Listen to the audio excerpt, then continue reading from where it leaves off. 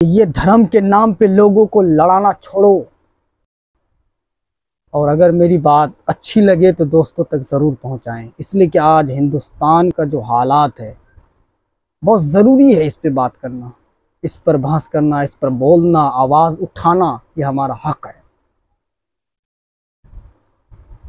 मैं बात करने जा रहा हूँ जहांगीरपुरी मस्जिद की। दिल्ली में एक मस्जिद है, जहांगीरपुरी जगह का नाम है। आज से नहीं, तकरीबन 70 साल पुरानी मस्जिद है वो। 60-70 साल पुरानी मस्जिद।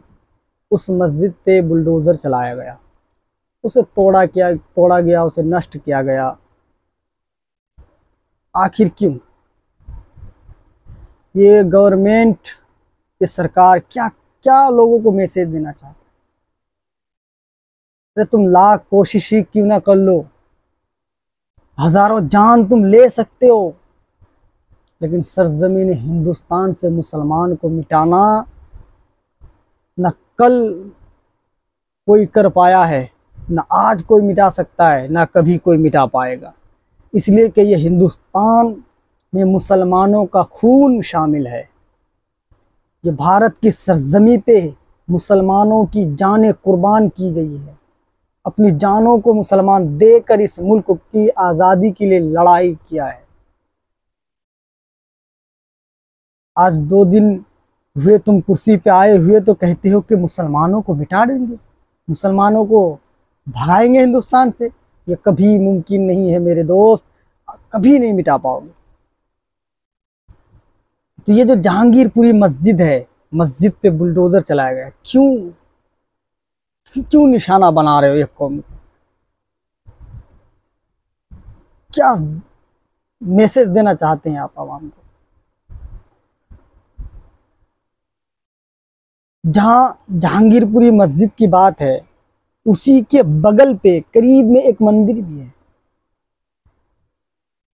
अगर तुम कहते हो कि नहीं मस्जिद ये सरकारी जगह पे थी, यानी सड़क के तरफ ज़्यादा बढ़ा हुआ है, इस वजह से मैंने तोड़ा है, तो उससे ज़्यादा तो बढ़ा हुआ, उससे ज़्यादा तो ज़्यादा बाहर सड़क की तरफ आया हुआ तो मंदिर है आपका। तो आपने तो मंदिर को निशाना नहीं बनाया। क्यों? दुश्मनी मुसलमान से करनी है तुम्हें? मुसलमान तुम्हारी निगाहों पे गड़ता है, मुसलमानों से नफरत, जलन, बुग़्ज़, अदावत तुम्हारे सीने पे पल रहा है।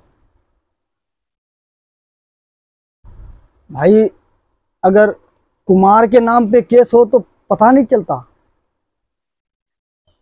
केस ऐसे ही दब जाता है, लेकिन वहीं पे एक मुस्लिम के नाम पे अगर केस चले तो घंटों बहस, महीनों महीनों केस में दौड़ा दौड़ी। तो ये सब राजनीति आप लोग गलत कर रहे हैं। राजनीति ऐसे नहीं की जाती। मैं अपने चैनल के माध्यम से कहना चाहता हूँ हिंदुस्तान की हुकूमत से कि ये धर्म के नाम पे लोगों को लड़ाना छोड़ो और कुछ काम कर दिखाओ। जब तुम्हें कुर्सी मिली है, जब तुम हिंदुस्तान का बादशाह बने हो, प्रधानमंत्री हैं, तो हिंदुस्तान के ताल्लुक से डेवलप में सोचें, अच्छाई को सोचें, हिंदुस्तान को कैसे बढ़ावा दिया जाए, न ये कि लोगों को लड़ाएं आपस में। बहुत गलत बात है। क्यों लड़ाएंगे लोग? और पब्लिक भी अजीब है, सिर्फ पब्लिक के अंदर भी कुछ गलतियां हैं। छोटे छोटे स्टूडेंट, पढ़ने वाले, एजुकेशन हासिल करने वालों को भड़का देना, उनके हाथों में भगवा झंडा देकर मस्जिदों में फिराना। कोई मुसलमान है जो मस्जिद पे जाके इस्लाम का परचम लहराया हो? एक वीडियो दिखा दे आप कि कहीं से वायरल हुई हो या कहीं से शूट किया गया हो। ऐसा तो नहीं मिलता। आज तक किसी मुसलमान ने किसी को पकड़ के नहीं कहा कि तुम कहो अल्लाहु अकबर, तुम पढ़ो मेरा कलमा, मुसलमान बनो, ऐसा तो नहीं कहा। लेकिन हज़ारों वीडियो आपको मिलेगी जो मुसलमानों को जबरन लोग जय श्री राम बोलने पर मजबूर करते हैं, ना बोलने पर मारते हैं। तो ये क्या है? ऐसे हिंदुस्तान डेवलप नहीं कर सकता। हिंदुस्तान में तरक्की नहीं आ सकती। हिंदुस्तान में इस तरह से बवाल और फसाद बर्पा होंगे। हिंदुस्तान का कुछ भला करने की सोचें आप, हिंदुस्तान को बर्बादी के चक्कर पे ना फेंकें। लेकिन तुम्हें तो राजनीति से मतलब है। मुसलमान के पीछे इतना हाथ धो के पड़ना, तुम्हें जलन होती है मुसलमानों से। वजह यही है कि मुसलमान ही है, तुम्हें डर है। और एक बात यह भी है कि जिसे मशहूर होना होता है, जो नाम करना चाहता है कि नहीं मैं हिंदुस्तान में कुछ लोग मुझे जाने, कुछ लोग पहचाने, हमारी भी जान बने, पहचान बने, हमारी भी कुछ पोस्टरों में, अखबारों में, हेडलाइंस में मैं रहूं, बना रहूं, इस तरह की जो सोच रखता है, ये ऐसे लोग मुसलमानों पर उंगलियां उठाते हैं। अब देखें ना नरसिंहानंद को कौन जानता था? इसे कोई नहीं जानता था, पता ही नहीं था किसी को कि है ये है क्या चीज, ये है कौन सा जानवर। लेकिन जब से इसने इस्लाम के खिलाफ बोलना शुरू किया, मुसलमानों को निशाना बनाना शुरू किया, देखो आज हिंदुस्तान का बच्चा बच्चा जानता है। कोई जानवर कहता है तो कोई अच्छा भी कहता है। दोस्तों, ये हिंदुस्तान है। हिंदुस्तान में सिर्फ मोहब्बत ही को बढ़ावा देना चाहिए। कहाँ गई वो बातें मोहब्बत वाली? है ही नहीं। आज सियासत में अगर घूमना हो तो इसके उसके खिलाफ ही बात करना है। ये पार्टी उस पार्टी को गाली दे रहा है, वो पार्टी उस पार्टी को गाली दे रहा है। ये चीज पहले हुआ करता था, अब नहीं। अब मुसलमानों को भगाना है, हम जीतेंगे, मुसलमान को भगाएंगे। वाह, नारेबाजी! क्या समझ रहा है लोग यार? ये हिंदुस्तान है मेरे दोस्त। हिंदुस्तान से तुम मुसलमान को कभी मिटा नहीं सकते।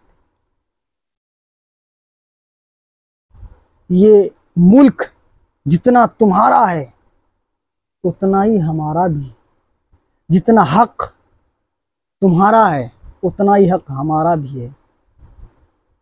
मुसलमानों, एक हो जाओ, रिक्वेस्ट करता हूं। मुसलमानों, एक हो जाओ। अगर एक न हुए तो भेड़ बकरी की तरह मारे जाओगे।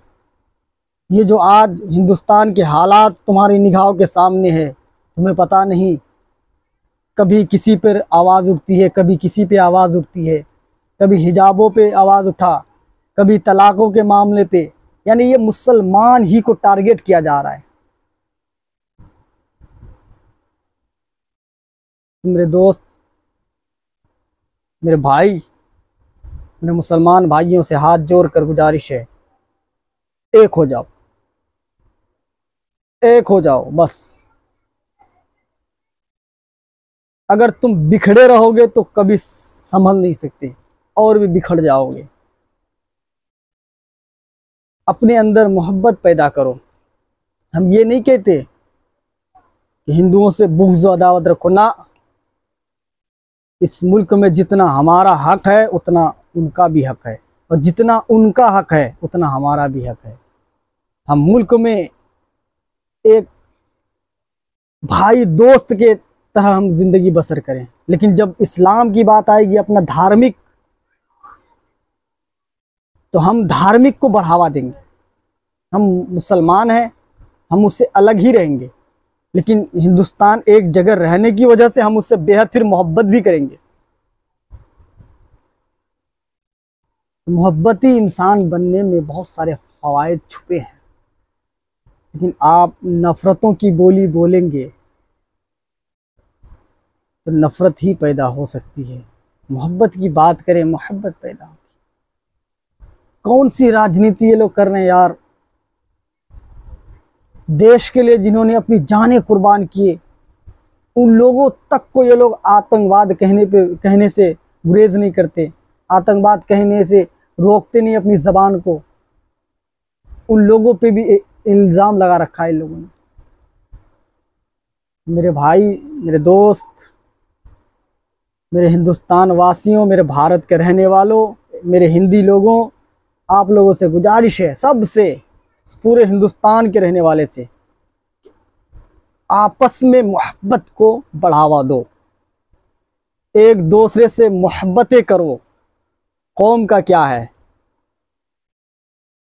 हम हिंदुस्तान में रहते हैं, हम हिंदी लोग हैं, हम भारत की सरजमी पे रहते हैं, तो हमें भारत के संविधान पर ही चलने दिया जाए और संविधान को उल्लंघन करने की कोशिश ना करें।